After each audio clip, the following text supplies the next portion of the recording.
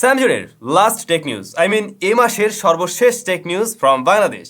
আগামীকাল হয়তো আমি এই সময়টাতে থাইল্যান্ডে থাকবো। আপনারা নিশ্চয়ই জানেন আমরা ওই যে সিলেটে যখন বন্যা হলো তখন স্যামজন পরিবার থেকে, এবং সেখানে আপনারাও ছিলেন, আপনাদের সহযোগিতার মধ্য দিয়ে আমরা সিলেটে কিছুটা সহায়তা করছিলাম। ওই সময় আসলে আমার থাইল্যান্ডে টিকিট কাটা ছিল, যাওয়ার কথা ছিল, কিন্তু সিলেটের এই পরিস্থিতির কারণে আমরা ওই সময় যাইনি। তো ফাইনালি এখন সময় হলো, আগামীকাল আমি যাচ্ছি। আর আশা করছি আপনারা রেগুলার আপডেট পাবেন, বিভিন্ন রকমের ভিডিও দেওয়ার আমি ট্রাই করব। আমি যেখানে থাকি না এখন আপনাদের উদ্দেশ্যে ভিডিও কিন্তু নিয়ে আসি। সো আশা করছি কালকে থেকে আপনারা এরকম ভিডিও পাবেন। আর হচ্ছে স্যাম নামক যে পেজটি রয়েছে আমার, ওইখানে রেগুলার আপডেট থাকবে। সো চাইলে ওটাতে একটু কানেক্ট হয়ে থাকতে পারেন, ডেসক্রিপশনে লিঙ্ক দেওয়া থাকে সব সময়। ফার্স্টেই রিয়েলমি, আজকে টেক নিউজে ফার্স্টে রিয়েলমি 10 4G যে স্মার্টফোনটি, এইটার আনবক্সিংয়ের ভিডিও অলরেডি চলে আসছে ইন্টারনেটে। এই মুহূর্তে যে স্মার্টফোনটা আপনারা আনবক্স হতে দেখছেন, এটাই রিয়েলমি 10।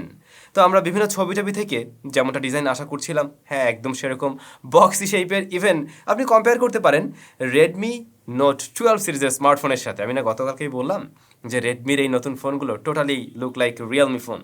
তো হ্যাঁ সেরকমই। আর এইটার রিয়ারে আমরা দেখছি দুটি ক্যামেরা রয়েছে। মেবি যা মনে পড়ে এটা 50+2 এরকমই তো হওয়ার কথা। আর ডিসপ্লেতে ফুল এইচডি প্লাস রেজলিউশনের আইপিএস এলসিডি প্যানেল, লেফট টপে থাকছে সিঙ্গেল পাঁচশো। দেখতে তো বেশ সুন্দর স্মার্টফোন। কেমন দামে লঞ্চ হয় সেটা নিশ্চয়ই জানা যাবে 5 তারিখে। রিয়েলমির পরপর রেডমি থাকবে, এটাই স্বাভাবিক। তো রেডমি তাদের নোট 12 সিরিজের বেশ কিছু স্মার্টফোন যেহেতু লঞ্চ করে দিল, লঞ্চ করলো কোথায়? চায়নাতে। এবারে গ্লোবালি ফোন পাওয়ার জন্য আমরা প্রস্তুত। গ্লোবালি কবে লঞ্চ হবে? TKDN এই সার্টিফিকেশন সাইটে রেডমি নোট 12 গ্লোবাল এডিশনের স্মার্টফোন লিস্টিং হয়েছে। তো আশা করা যায় গ্লোবাল ভ্যারিয়েন্টের ডিভাইসগুলো গ্লোবাল মার্কেটে খুব শীঘ্রই লঞ্চ হয়ে যাবে। এখন বাংলাদেশে কবে নাগাদ হচ্ছে? মেবি এ বছরটাতে হচ্ছে না, হয়তো নেক্সট ইয়ারে আমরা পেতে পারি। বাট হ্যাঁ, অত চিন্তা করার কোনো কারণ নেই। আনঅফিসিয়ালভাবে দেখবেন বাংলাদেশ মার্কেটে ঠিকই চলে আসছে এই স্মার্টফোন, চুপি চুপি। এবারে একেবারে দেশি ব্র্যান্ডের দেশি নিউজ। আমি কথা বলছিলাম হালিমা গ্রুপ নিয়ে। মোবাইল ফোন নিয়ে কথা বলতে গেলে হালিমা গ্রুপের নামটা আনলে আনা যায়, কিন্তু আপনারা হয়তো অনেকেই জানেন না। বাট হ্যাঁ, আমি অলরেডি আমার কোনো একটা টেক নিউজে শেয়ার করছিলাম, বাংলাদেশে হালিমা নামের মোবাইলও পাওয়া যায়, এবং হালিমা গ্রুপ বাংলাদেশে বারফোন তৈরি করছে। তো তারা এই মুহূর্তে যে কাজটা করে, হয়তো চায়না থেকে বিভিন্ন রকমের পার্টস নিয়ে আসে, এখানে অ্যাসেম্বল হয়, আবার নিজেরা অনেক কিছু ম্যানুফ্যাকচার করে। বাট আমি আজকে যেটা জানতে পারলাম, তারা খুব শীঘ্রই 100% ফোনগুলোই বাংলাদেশে তৈরি করবে, এরকমটা হতে পারে। তাহলে কিন্তু খুবই ভালো হয়, হয়তো আরও কিছুটা কম দামে তাদের ফোনগুলো মার্কেটে পাওয়া যাবে। বাট এই হালিমা নামটা শুনে হয়তো আমরা একটু শুনতে অন্যরকম লাগে, বা হয়তো কেউ ফোন কিনতে গেলে মার্কেটে গিয়ে হালিমা নাম দেখে চিন্তা করতে পারে এটা কিনবো না। বাট ওইখানে যদি জাস্ট লেখা থাকতো স্যামজনেই যদি লেখা থাকতো, বা ধরুন অন্য টাইপের কোনো একটা ইংলিশ নাম, তাহলে দেখতেন মানুষজন অনেকেই কিনতে চাইতেন। তো হালিমা গ্রুপ তারা নতুন ব্র্যান্ডিংয়ে তাদের আরও বেশ কিছু প্রোডাক্ট নিয়ে আসছে খুব শীঘ্রই নাকি, এবং সেখানে স্মার্টফোন থাকলেও থাকতে পারে। তো আমি আশা করব এরকম দেশি ব্র্যান্ড এগিয়ে যাক, সেটাই ভালো।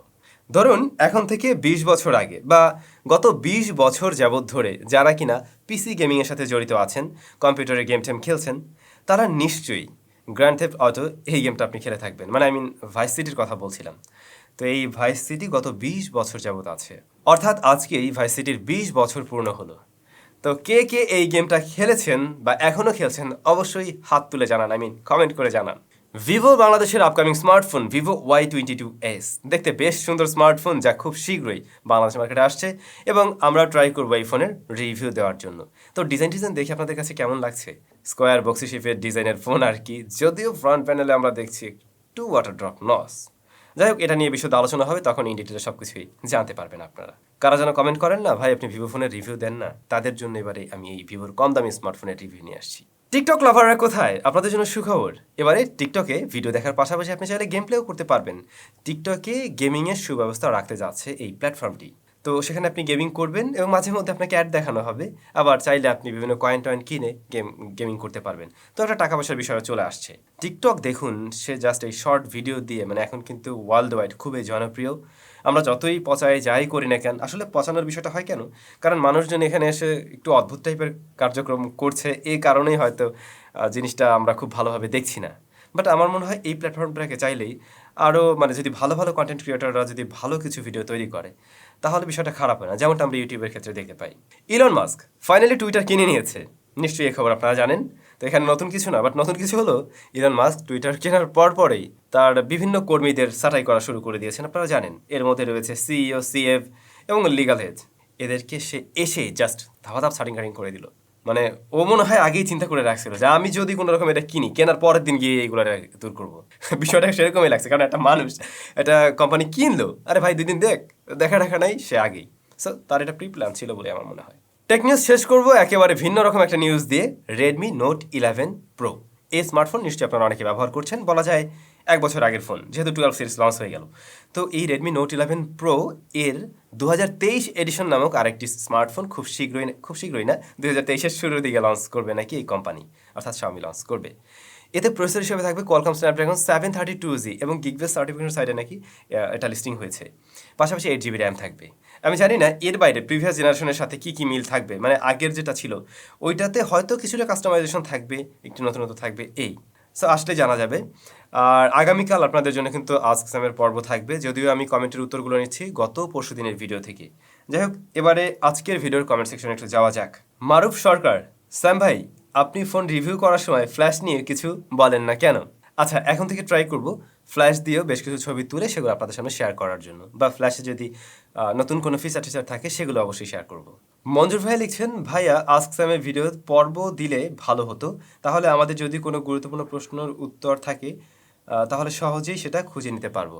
আসলে এই কমেন্টের বিষয়টা আমি ঠিকভাবে বুঝতে পারিনি ভাইয়া, আরেকবার যদি একটু বুঝিয়ে বলতেন যে বিষয়টা কি চাচ্ছেন। বন্ধ গেমিং, ভাইয়া এই সময় কি আইফোন এক্স অর এক্সএস নেওয়া ঠিক হবে? 25 to 30K এর মধ্যে সেকেন্ড হ্যান্ড, যদি আপনার পরিচিত কারো কাছে বা একদম ভালো কন্ডিশনে পান, ব্যাটারি হেলথ সব কিছু দেখবেন, দেখার পরে যদি মনে হয় যে হ্যাঁ এটার কন্ডিশনটা ভালো, তাহলেই নিতে পারেন। আর যদি একটু ঘাপলা মনে হয় তাহলে বলবো এটা না নেওয়া ভালো হবে। সবাই ভালো থাকুন, দেখা হচ্ছে আমাদের আবার নতুন ভিডিওতে।